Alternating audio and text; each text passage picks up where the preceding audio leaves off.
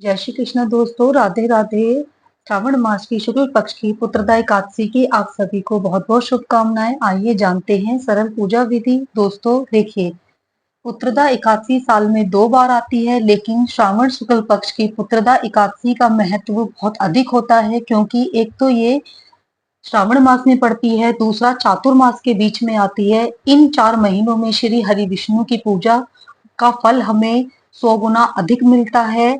पुत्रदा एकादशी का जो ये व्रत होता है, इसका व्रत करने से हमें 100 अश्वमेध यज्ञों का फल प्राप्त होता है। दोस्तों आइए जानते हैं सरल पूजा विधि। देखिए, श्री हरि विष्णु की अगर आपके पास प्रतिमा है तो आप उन्हें कच्चे दूध से पंचामृत से स्नान कराइए। मैंने लक्ष्मी जी और श्री हरि विष्णु को स्नान करा दिया है। पुत्रदा एकादशी में ठाकुर जी हैं आपके पास, ठाकुर जी के बाल स्वरूप की दोस्तों पूजा की जाती है। देखिए, ठाकुर जी को वैसे तो पंचामृत से स्नान कराया जाता है, लेकिन पुत्रदा एकादशी पर अगर आप कच्चे दूध से ठाकुर जी को स्नान कराते हैं तो वो बहुत अधिक फलदायी होता है। दोस्तों, ठाकुर जी को कच्चे दूध से ही स्नान कराना चाहिए। पहले आप ठाकुर जी को जिस भी पात्र में स्नान कराएं, उस पात्र में स्वास्तिक या ओम बना के तुलसी दल रखें, फिर ठाकुर जी को स्नान कराएं।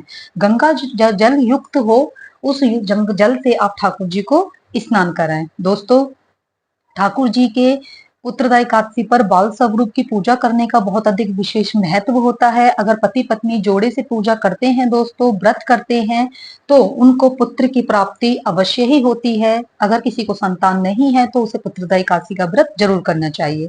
ये देखिए, आप ये पूजा मंदिर में भी कर सकते हैं, अलग से चौकी भी लगा सकते हैं। पीला आसन बिछाएंगे, क्योंकि श्री हरि विष्णु को पीला बहुत अधिक प्रिय होता है। ये देखिए, मैंने अपने ठाकुर जी को सुंदर से वस्त्र पहनाकर नए श्रृंगार कर दिया है। कितने प्यारे लग रहे हैं ठाकुर जी। इस तरह ठाकुर जी को आसन देंगे, कुछ पुष्प रखकर। बिना गणपति जी के पूजा संभव नहीं होती है, थोड़े से पुष्प रखकर गणपति जी को भी स्थान देंगे। गणपति जी प्रथम पूजनीय है, इसीलिए बिना गणपति जी के कोई पूजा संभव नहीं है। ठाकुर जी को चंदन लगाएंगे, हरि विष्णु को चंदन लगाएंगे। इस तरह से चंदन लगाने के बाद, गणपति जी को चंदन नहीं लगता है, इसीलिए माँ लक्ष्मी को और गणपति जी को रोली का टीका करेंगे। दोस्तों, ये व्रत बहुत ही पुण्यदायी होता है। श्री हरि विष्णु की इन 4 महीनों में पूजा बहुत अधिक फलदायी होती है। सुंदर सुंदर पुष्प अर्पण करेंगे।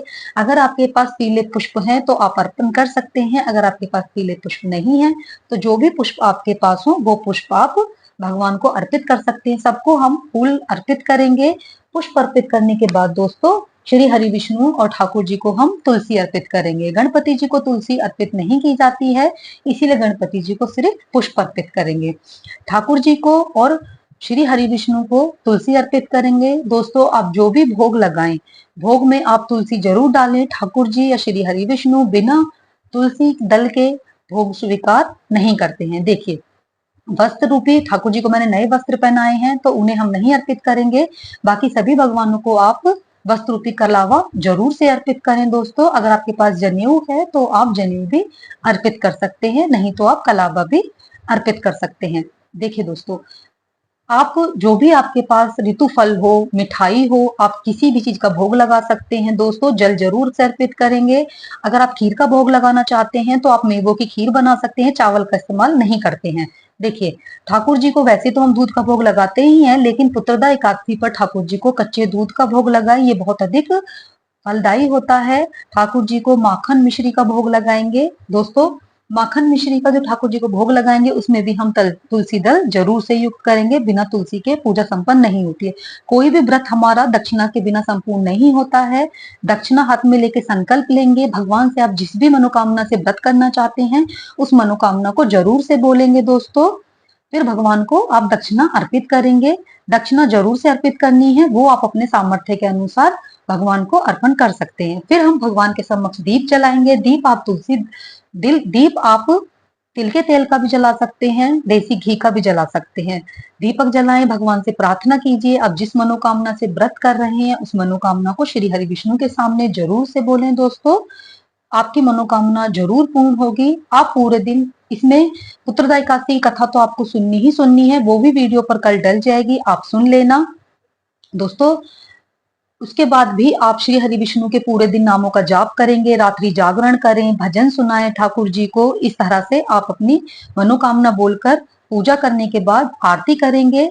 आरती करने के बाद ठाकुर जी से अपनी मनोकामना की पूर्ति की विनती करेंगे। दोस्तों, इस तरह से सरल पूजा विधि है, आप आराम से पूजा कर सकते हैं, कोई दिक्कत नहीं है। आप दिन में फलाहार कर सकते हैं, जो भी आपकी इच्छा हो, जो आप खाते हैं वो आप खा सकते हैं, अन्न ग्रहण नहीं करते हैं। 3 दिन का ये व्रत होता है दोस्तों, 10वीं से ही शुरू हो जाता है। ये थी सरल पूजा विधि। कैसी लगी वीडियो? लाइक करें, शेयर करें,